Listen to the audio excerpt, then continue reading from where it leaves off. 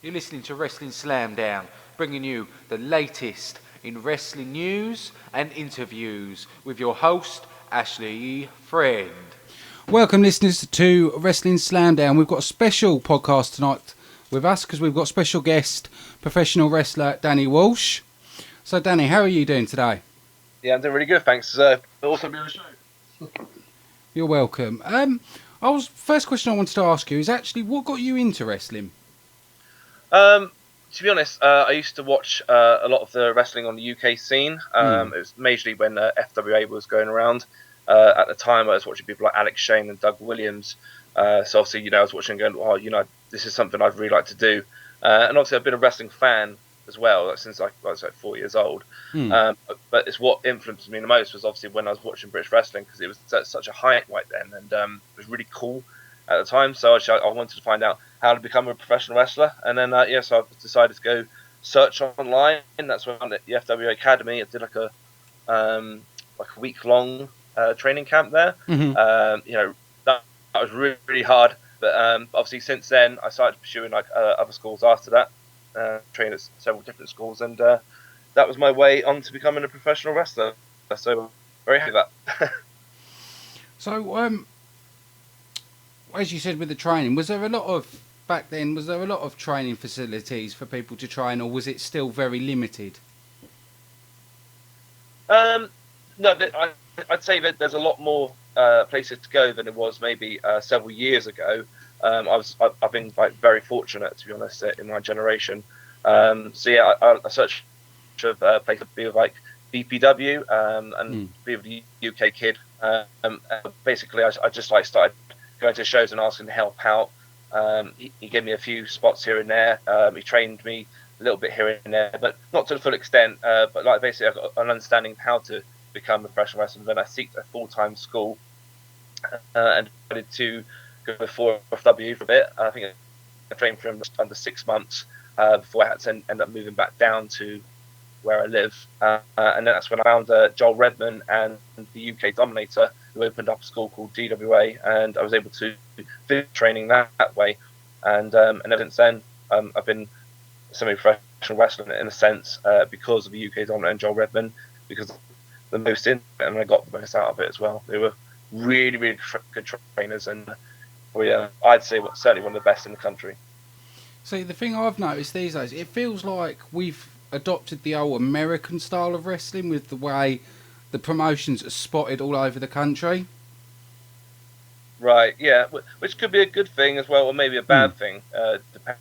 I mean, it's good for us, obviously, and obviously the Americans it's good because obviously they come down to work and they probably earn more money this way because there's more shows on than let's say in America. Yeah. Which is hard to believe in a sense, but because places like All Star, even 4FW now they're running so many shows. There's so much work out there, which is obviously why we're such a fantastic place for wrestling. Oh, yeah, definitely. There's a lot of American wrestlers that love coming over here because of the way ours is set up. Because they could come over for 2 weeks and they could do numerous shows across the country and make a nice big paycheck out of it. Exactly, and obviously because they wrestle in America predominantly and got their fame from America. When they come down, there's such like a, oh my God, it's a national star, I've got to see him kind of thing. It's such an attraction. They've got it made. So obviously that's the answer. If you want to be made, you got to go America. Oh yeah, definitely. But then there's a lot of wrestlers as well, not just hitting America, with Japan as well. Being Japan such a big influence in wrestling as well. Yeah, definitely. I'd say as horrible as it sounds to say, a lot more of the serious technical wrestlers I think go there. If you look at the people like Cesaro went there, and if you want to go before that, Chris Benoit, they all have been to Japan in one sense, obviously because they learn different styles there. So I mean, Kenny Omega was a really good example of explaining why there's a different style in Japan, there's Mexico, America, even England. We've got our heritage, and personally, without a doubt, and I'm proud to say this, the best wrestling. Yeah. Yeah. I definitely agree with that, and it's like there's so much talent in the UK at the minute. It's you go different promotions, you see different wrestlers, and the vast amount of talent that is out there, it's just amazing, and at their level they are at as well. Yeah, I mean, someone asked me once. They said, what do you think of the British scene? As in saying, is it full of like straws, they call it, or is it full of decent workers? I said, I think we're blessed at this moment in time having a really good wrestling scene. Yeah, there's always going to be things that we want to improve on, but that's what we've been doing. We've been improving, and I think the amount of talent that is out there and what we can offer is fantastic at the moment. To be proud that to be in the British scene of wrestling. And also with having other people coming over, you learn their style as well, and you learn different things, and you can use it in your wrestling as well. Yeah, and that's a good thing. The only thing that I feel bad about is that as in British wrestling, we haven't got enough of our own guys to be given off. We have to bring imports in to do what you're saying, basically, and that's the shame. We do have some great British wrestlers that are able to still give that advice and help the guys and still be a household name as well, but not a lot of them live in obviously England or in Britain, and I think that's what we're missing. And I think with all the stars that we've got, at the moment, say Sheamus, Drew McIntyre, the list goes on. We're now getting that, so when they do come back eventually to maybe reside in Britain one day, they could pass that knowledge on, knowing that British wrestling is going to do better in the future. I've always said that I feel there should be a big company in the UK. Yeah, no, well, I know what you're saying, but I think there already is. Look at NGW. Wow. Look at 4FW. Look at Rev Pro. There's so many of them. WAW as well. How could I forget that one, man? To me, they're big promotions. Even better, ICW. Look at that at the moment. Yeah. Let's get recognition. But I know what you're saying. You're saying that we should have obviously ones on a scale like like say TNA and WWE kind of thing. Is that what you're saying? Yeah, sort of where it's on telly and it's accessible to everybody. We were close with FWA, which was a real shame because I thought that product was absolutely fantastic and that's what we needed. Even like LDN at one point, they were on television for British scene. I thought was really good, and I think there are obviously some companies now in British wrestling that are doing that, at least making the step to trying to do it. And I wish them the best because they will rise the product up, and at least we can turn around to them years ago and say thanks, man. You've paved the way for British wrestling to step up. Because even Simon Cowell actually came out and said that he wants more British wrestling. He wants it back on telly. He wants more of a push with the British wrestling side. Do you think that's true? Yeah, I do. Oh, right. No, I saw that on Facebook pop up, and I thought it was like, it's one of those stupid jokes. No, it's not. There's actually truth behind that. Well, if that's true, then, fair play. He's obviously quite a big name that everyone knows, and I think that's the problem. We have a lot of wrestling fans now and a lot of following, but we don't have the entire population knowing about it. Yeah. And that's obviously where the mainstream TV will come in, obviously. But yeah, Simon Cowell to say that, or any other celebrity that kind of helps us, I really appreciate that. And I think obviously the entire workers in British wrestling would also appreciate it as well. Oh yeah, definitely. It's what was his comments? He was saying something about it being missing. There's like the piece of TV that should have always stayed on TV. Oh God, yeah. I mean, I'm not just saying that because I'm in the British wrestling scene. I'm also saying it as a fan. I'm a massive wrestling fan at heart, and I'm glad and proud to say that. And obviously, I'd like to think that British wrestling should be on TV, and I think everyone would actually enjoy it because I think the product that we could deliver would be phenomenal. I think the only thing we need to strive towards, and I heard Alex Shane said this once, and I agree with him, is that it have to be on the scale of, like Gladiators. Yeah. Like obviously everything they had in terms of like the technology they were using for producing the show. I mean, if that's what British wrestling could produce, then we have got it, man. And I reckon people could nearly strive towards that. I think, as I said before, people in British wrestling are trying that at the moment. So I wish them the best to try and get to that level.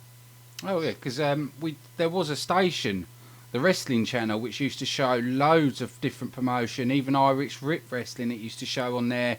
And it was at a time where the English wrestling was starting to come up. Yeah, and definitely. Of course, the wrestling was going up, but the channel didn't, and sadly, the channel closed down. Yeah, but what you're doing, Ashley, is obviously it's brilliant. That's what you want to do at the moment, is get these kind of podcasts up and that. Yeah. And like I said, people listen to them. I listen to podcasts all the time. I look at Stone Cold Steve Austin, Chris Evans, Colt Cabanas. They're just like the wrestling ones out there, but obviously they're more mainstream.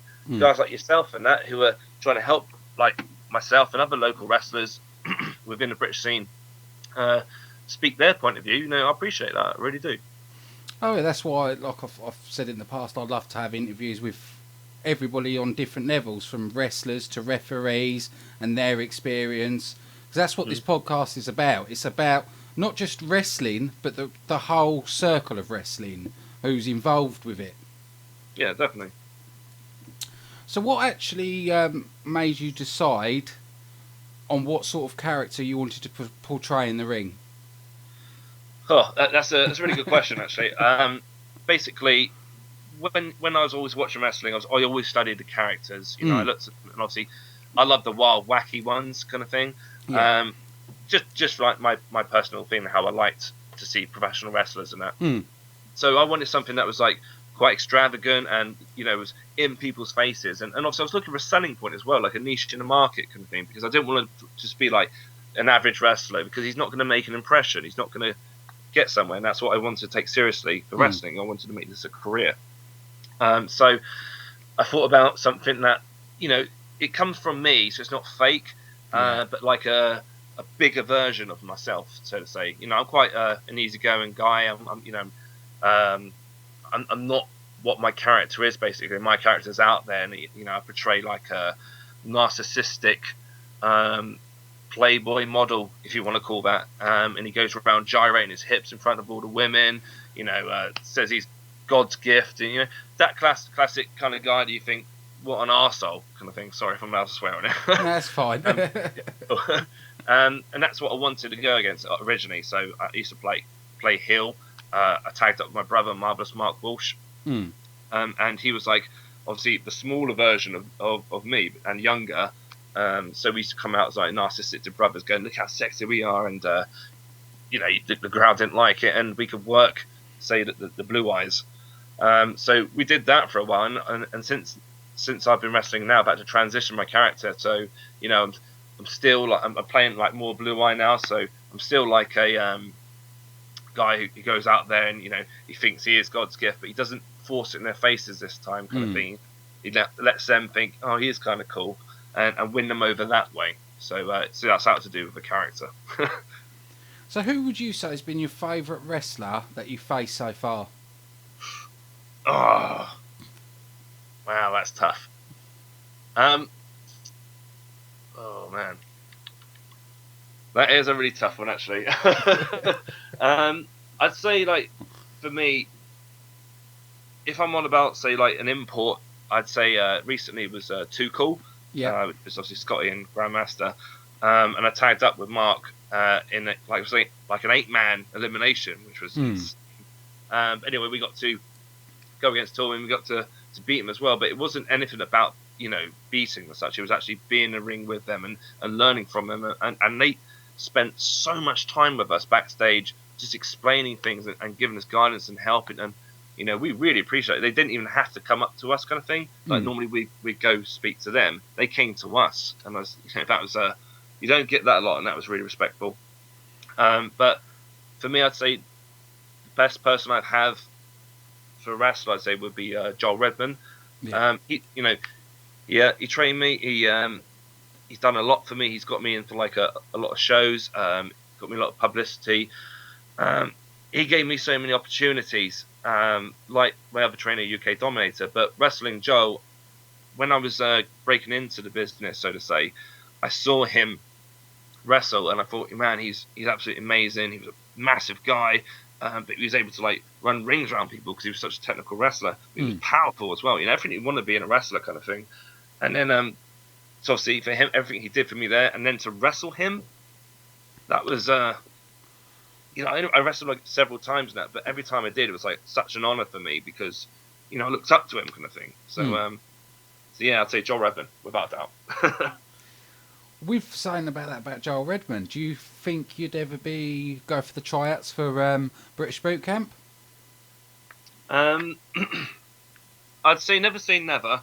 I have always been put off by it because, you know, whether it's like a confidence issue or I'm not too sure if it's the right way to try and break into something like that. Because for me, I'd like to like go to a tryout that's not publicized for everyone to see, kind of thing. I'd like to, just do it so like they're just watching me rather than being like some sort of reality show. It's not knocking anyone who's done that. It's just that's how I'd want to try and get in, so to say. Sort of go through a dark match and things like that way to get noticed. Yeah. I feel like for me that's more of a traditional way, so maybe that's why. But at the same time, the reason I say never is that I have recently been thinking about, like they've brought out Tough Enough recently, and you think to yourself, go on, just send one in, kind of thing, or actually turn around and say, yeah, I'm going to get it. I am going to send one in, and I'm going to be chosen. Take that direction instead. So I might do. I'm just still on the decision mode at the moment. The one way you can look at it, though, is at least it gets you on television. Do you know what I mean? People will see it, and it will get you noticed.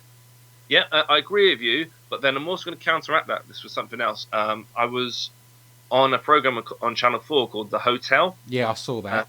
Yeah, you saw it, and and I thought it was all right, kind of thing. It was an opportunity to go on TV, like you're saying. But what happened was we had a show from a company called Pride Promotions that I work for regularly, and they basically were having like a show in like another hotel, kind of thing. And then obviously that hotel saw the program, and they wasn't impressed with it. Basically, they thought like it made wrestling sound like a joke, and it did. To be honest, looking back at it now, and what I'd done, I felt like, oh, I might have damaged the company. Which obviously in the end, that was a too cool show as well. We ended up having to relocate and change a venue to a Newton Abbot show, which luckily was packed. It was absolutely sold out. But it could have at one point felt like it was going to go wrong, where we would bring Too Cool down and Koji was down as well. And imagine like no one had turned up, or like say only 10, 15 people. Pride Promotions lose all the money from investing in it, kind of thing. Which they did lose a substantial lot, but made a lot obviously at Newton Abbot show anyway to cover themselves.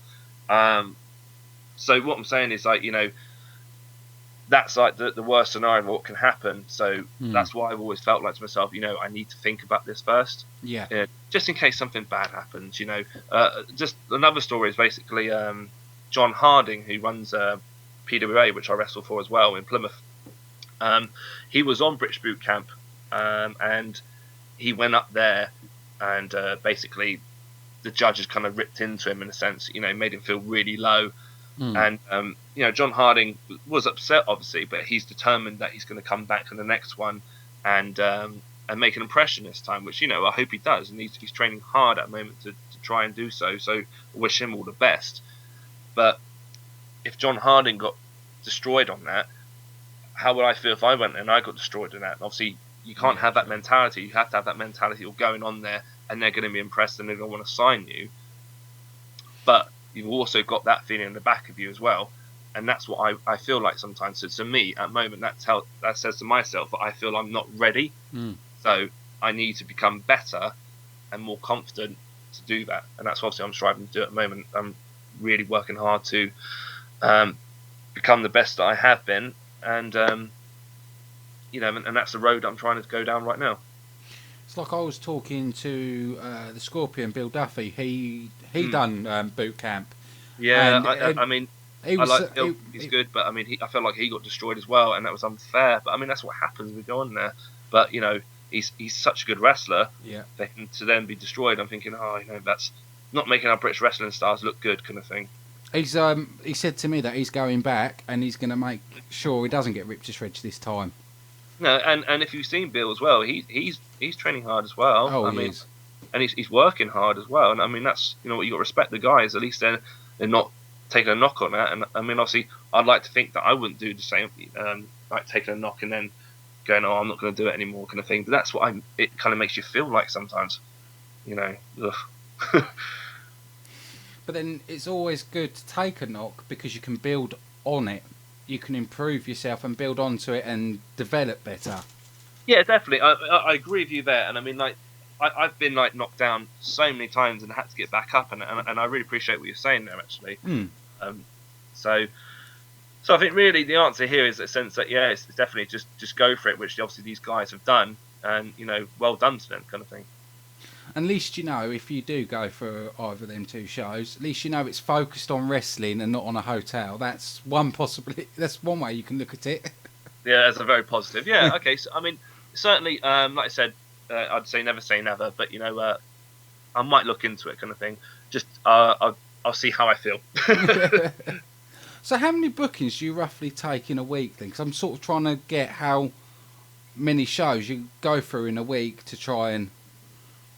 For me, I don't actually wrestle as much as a lot of the guys who wrestle full time, to be honest. I used to do that maybe a couple of years ago. I was doing quite well for myself. Like be wrestling at least 7-8 times a month, which is not bad, kind of thing for me. Obviously, there are a lot more guys wrestling more than me, which well done to them. That's why they're at such a good level as well.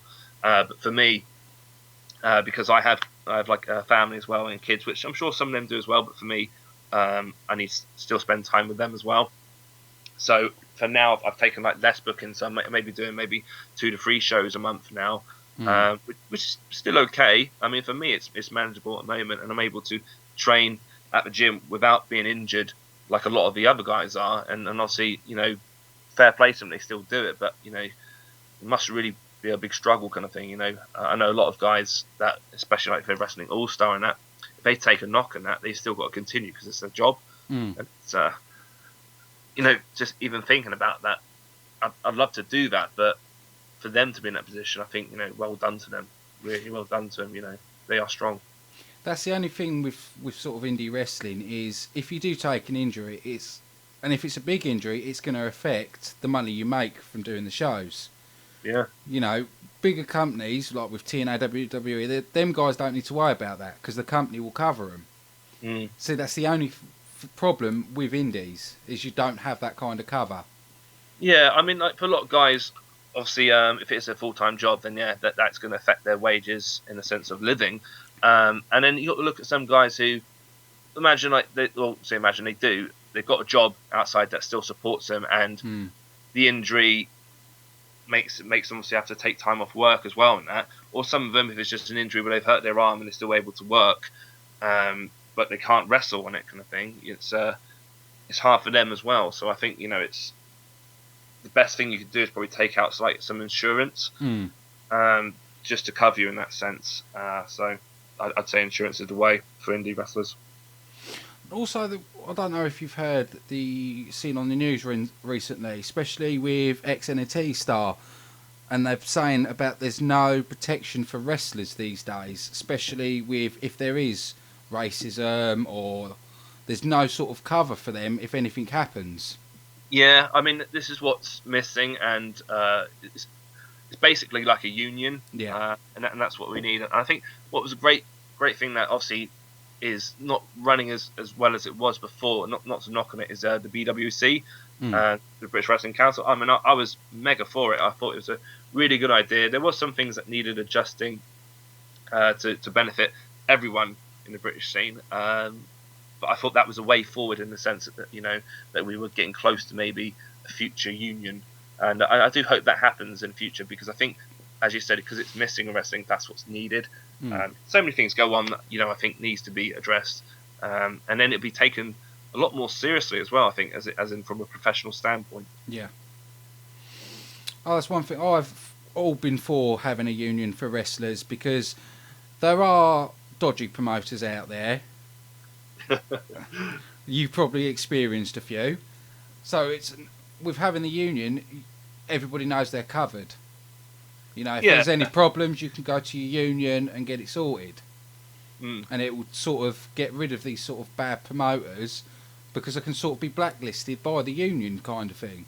And bad workers. It's not just the promoters, remember that. Yeah. They're both, man.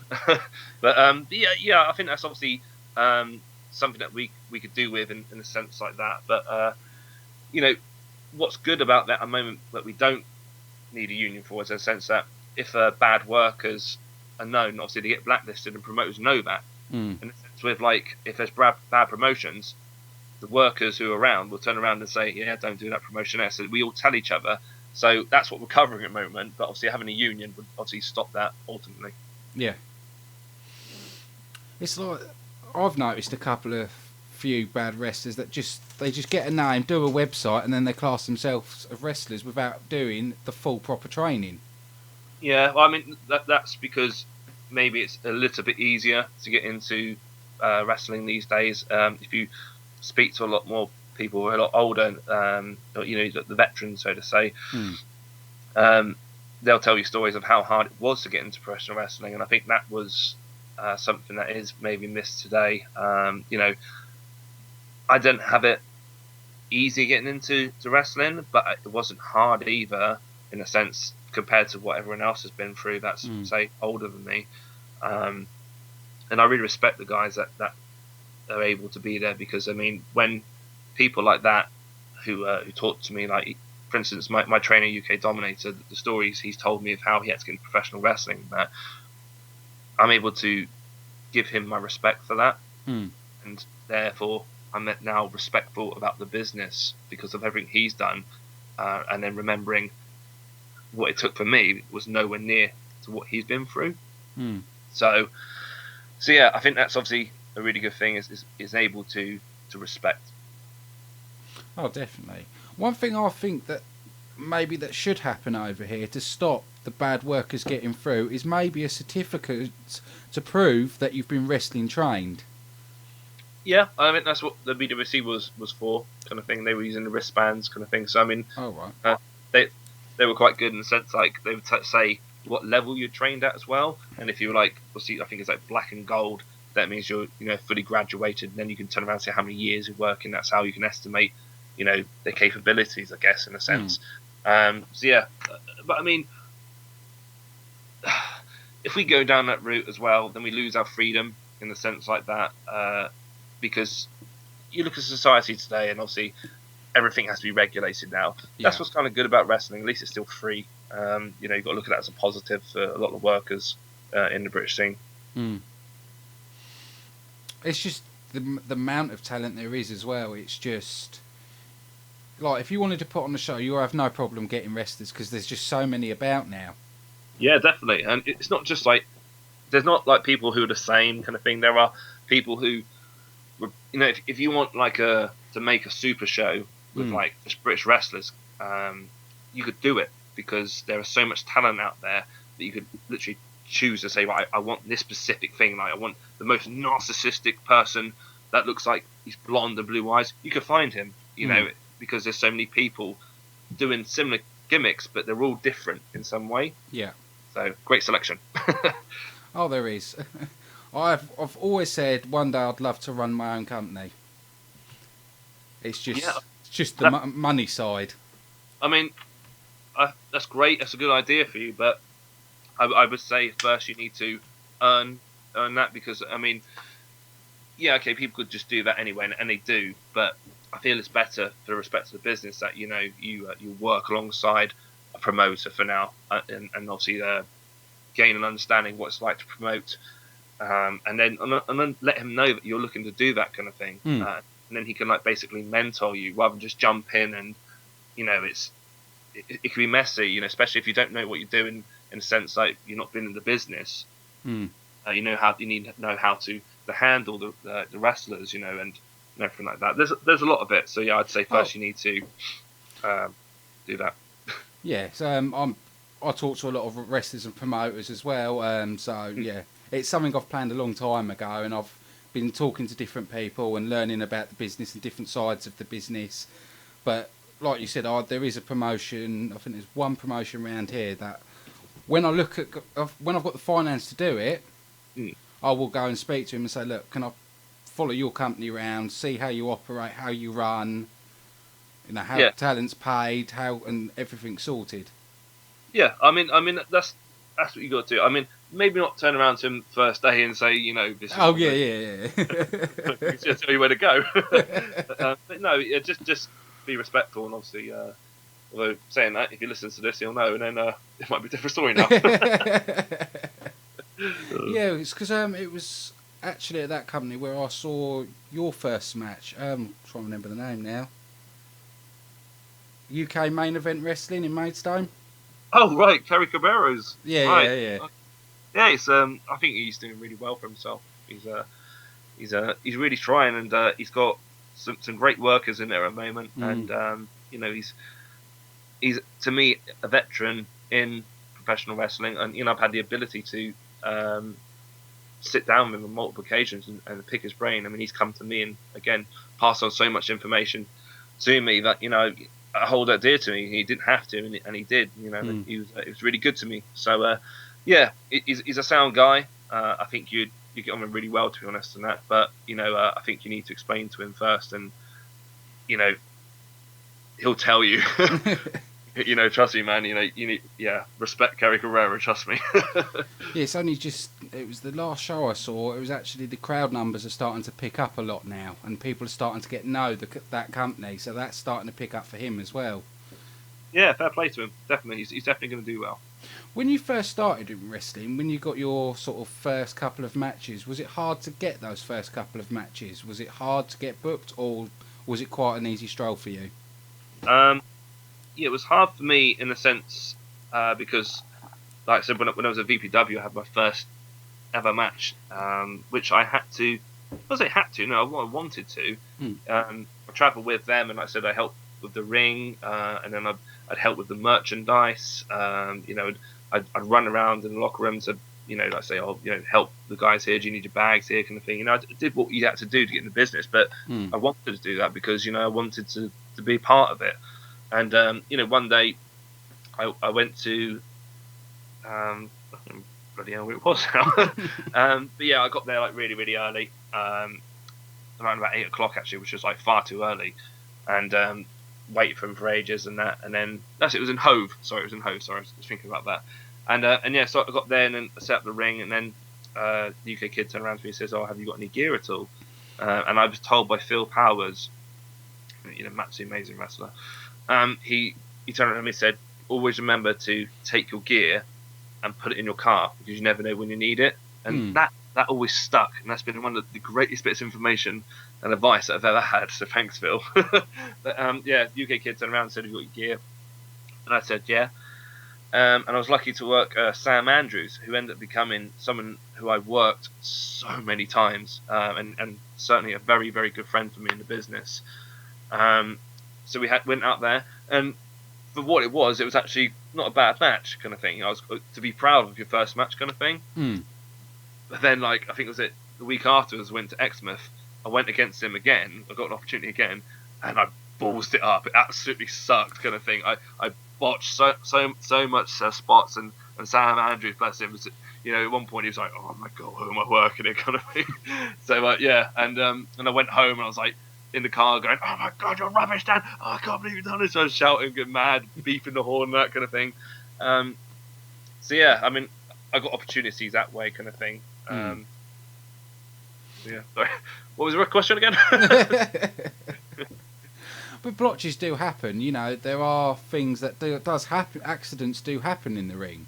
It's something that you can't avoid. You can be really well trained, but there's something can always happen. What I found there, Ash, was basically UK Kid gave me the opportunities, and I really appreciate it. I mean, he didn't have to, and I felt like I worked hard to get those opportunities, but I really appreciate everything he did for me. But what I found out from myself was I'm not ready. I'm not ready to be in a ring, kind of thing. I have had training, but I need to be fully trained in a sense. I need to attend a full-time school, man. Yeah. And that's obviously where I went to 4FW for a bit, and then DWA.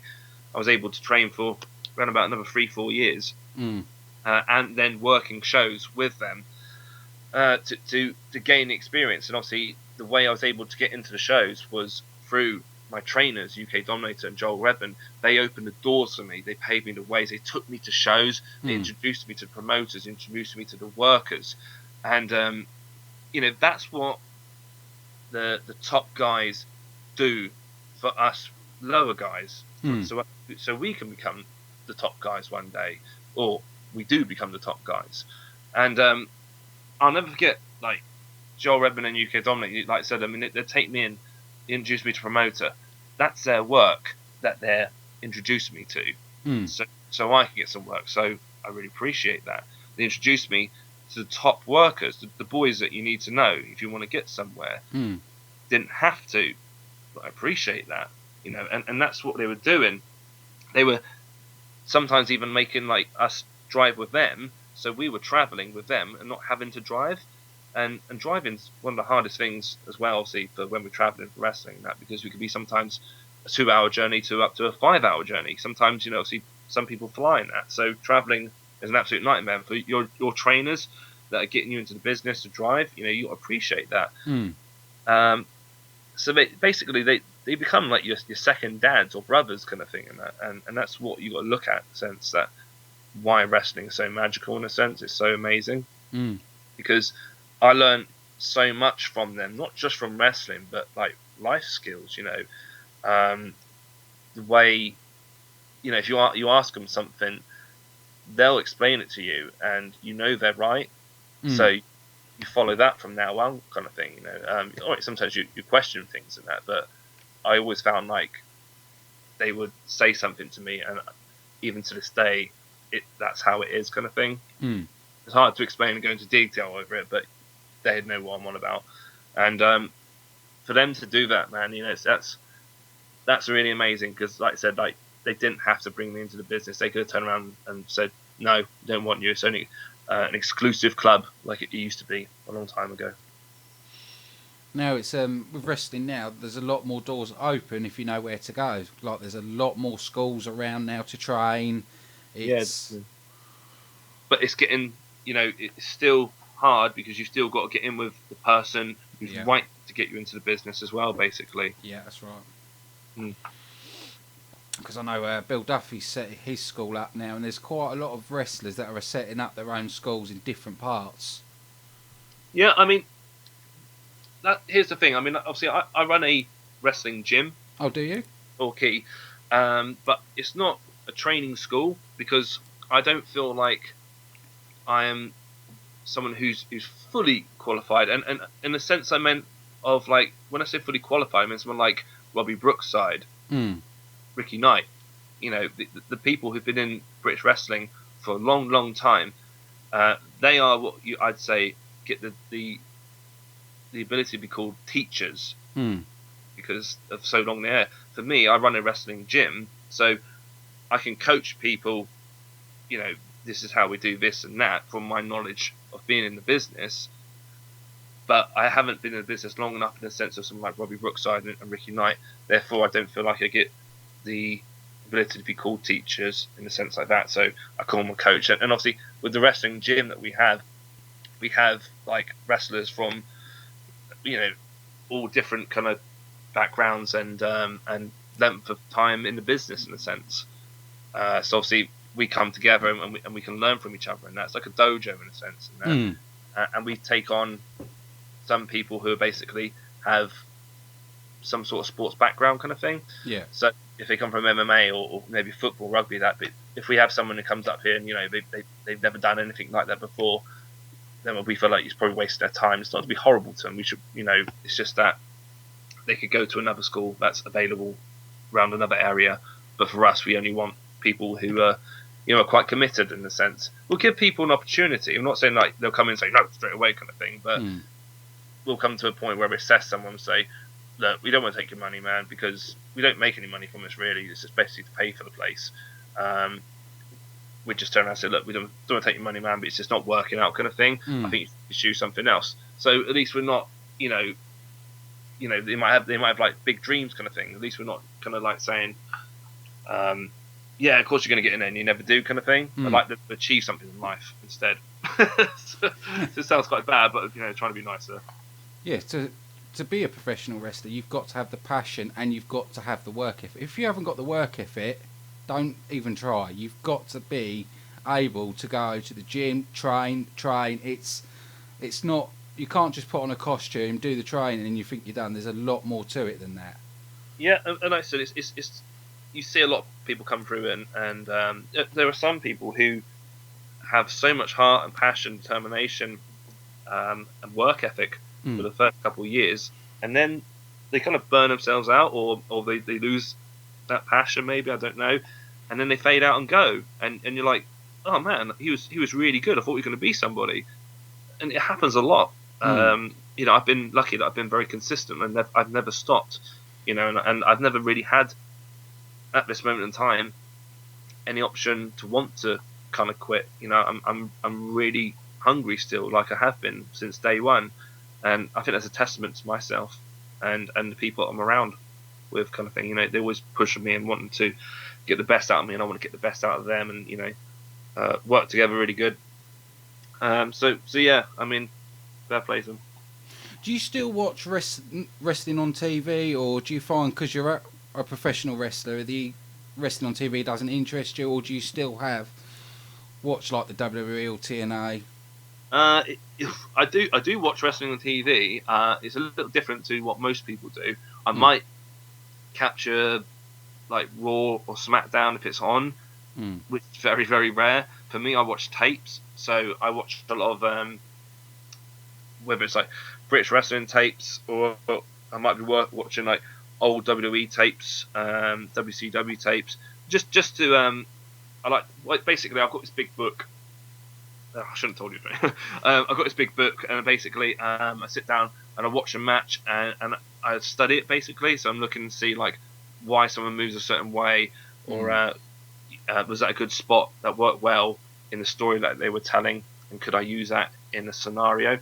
And if I like it, I'll write it down and refer to it when I'm working, say, a match in it. Because obviously, you can come up with your own stuff, but it's already been done. But if you see something you like and you think that worked well, let's try this. Will it suit me? I think that's a good thing, because it's improving your wrestling. Yeah. So, and that's the only kind of wrestling that I'd watch. I don't kind of follow it religiously, although I might catch stuff on YouTube as well and that, but most of the time it's through Facebook, or recently I've seen like a lot of like websites like claiming that this is happening in wrestling, and I think they're like fakes kind of thing, but it annoys me because when I'm on Facebook they have a headline saying, Brock Lesnar's been there's like pissed this person off there, or kind of thing, or what was it, there's the WrestleMania one actually, they said Brock Lesnar has signed a contract. Yeah. So everyone then thought, Brock Lesnar's going to retain, kind of thing. And I was thinking, why would you put that? That's just like destroying the disbelief of what could happen. Because now that I've seen that, I now question it, saying, oh yeah, maybe he's going to win, kind of thing, killing the suspense of the match, which it didn't for me, because I don't allow that to happen to me. But I think that could do for a lot of fans, and that's why you get a lot of fans that have kind of changed over the years now. I feel like a lot of them are a lot more aggressive, and they want things done their way, kind of thing, and it's killing it for a lot of the guys today, like Roman Reigns, for example. If you watch the match at WrestleMania, that was a hard hitting match. Yeah. And I was like, I had so much respect for him for going through that, yet he still gets the stick from the fans, and I think, what's it going to take to gain your respect? This man was bleeding and like half knocked out, and he carried on. That's a warrior, and you guys are still getting the stick and that. It's just like it's so hard. Same with John Cena. I hate what's happened to John Cena, kind of thing, because it's just I feel it's a shame, because obviously the concept of the fans have changed, kind of thing. Like they don't like the hero now; they like the anti-hero, or they like the bad guys now, and that, and it's just changed. And I personally don't like it. It's just a real shame to the business, I feel. I feel, with you saying that on the WWE side, I think the problem is it's not the wrestlers, it's the people behind the scenes. It's the script writers who write the promos for Roman Reigns.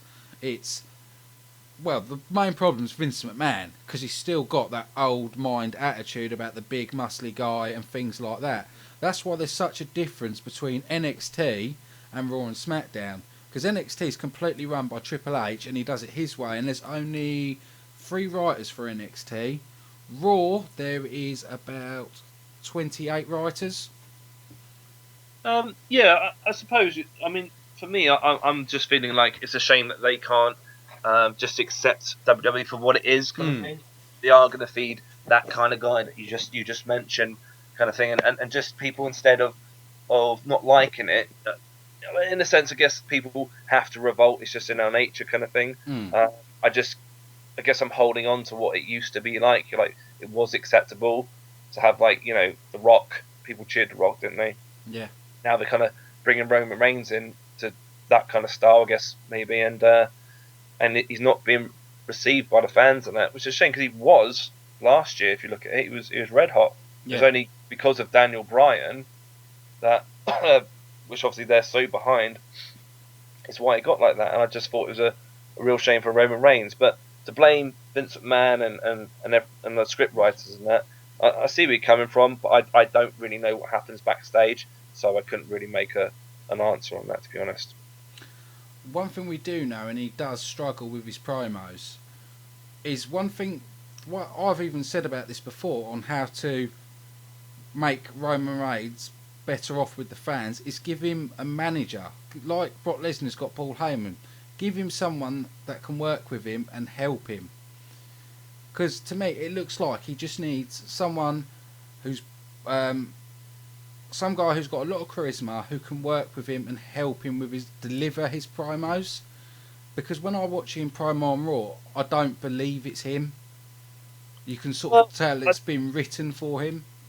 Yeah, I know what you're saying about the promos, but I don't think, for me, I wouldn't say the manager, and here's why, is that if you look at him, he's now a lone warrior, isn't he? In a sense, because he's left the Shield, and now he's fighting like, let's say, the system, or what they're called now, that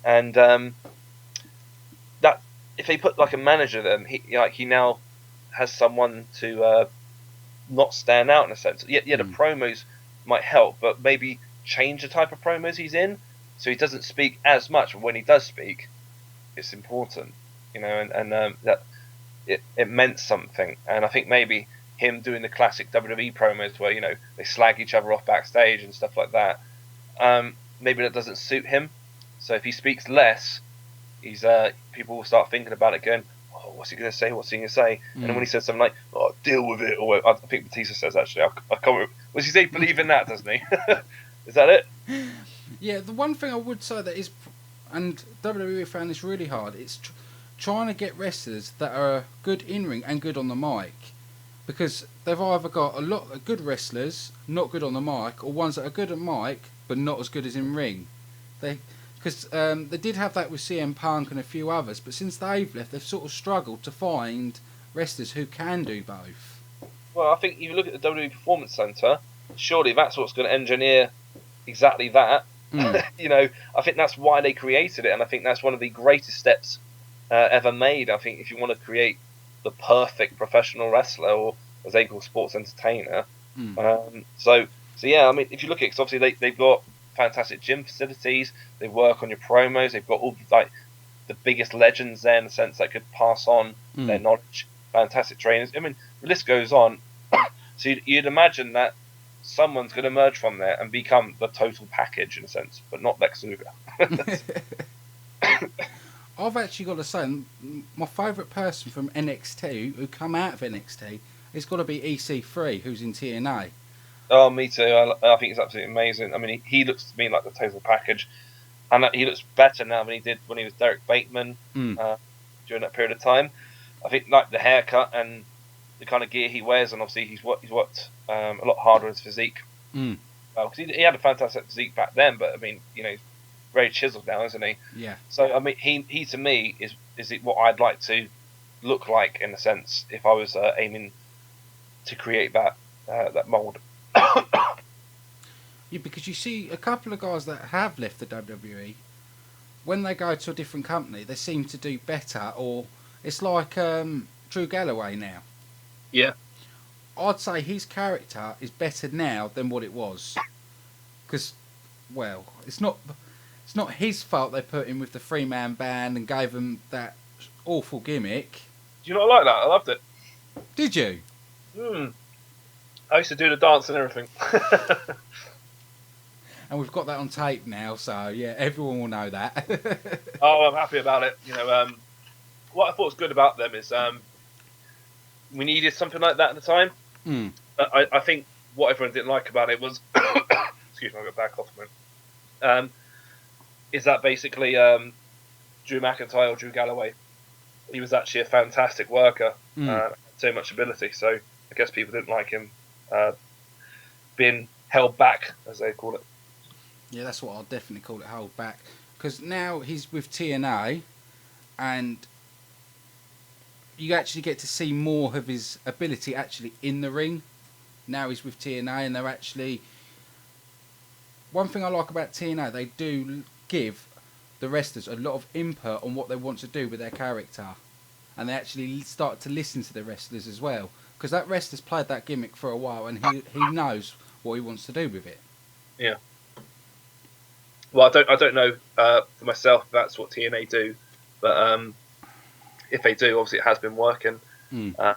So yeah, definitely Drew. You know, even back when he was wrestling in the British scene, you know, that's pretty much what he was doing. Yeah. With, when he was so on ICW, wasn't he, and other promotions. Hmm. And actually, even with TNA wrestlers now, they still do the indie circuit. Well, like we say, with Drew Galloway, he's still doing ICW, he's doing Evolve Wrestling, and he's still doing TNA. Yeah, we had Chris Sabin in Teignmouth, and we also had, James Storm and Abyss in Plymouth as well. So, you know, it's nice to see them work locally with us as well. And obviously go back to TNA. Yeah, because TNA's changed their structure now, so they try and do full shows within a week. And okay. And then they've got the 3 weeks left over for the wrestlers to do what they want. Well, it's good for them as well, because obviously they can go to, say, other promotions where, say, they've only been working the net roster, they now get to work other people, and you know they're able to build themselves up, you know, become better workers in a sense by gaining more experience. So that's cool for them. Oh, yeah. I'm surprised they haven't picked Grado up yet.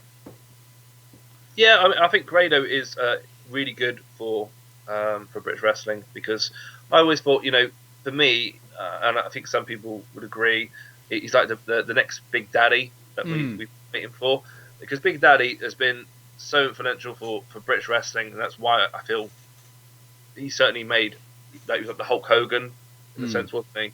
What he did for WWE, this is what he did for British wrestling, was Big Daddy. Everyone remembers him, you know. Every time I talk about wrestling to at least someone, they'll mention Big Daddy on Giant Haystacks kind of thing. You're like, oh, here we go again. But, you know, that's a testament to him and what he did. So, yeah, definitely. Yes, my nan used to actually set up the wrestling rings back in her day for matches with Big Daddy and Giant Haystacks and things like that down in Thanet. Oh, awesome, man. That's brilliant. I can't remember which member it was, but one of my families was close to Jackie Pallow.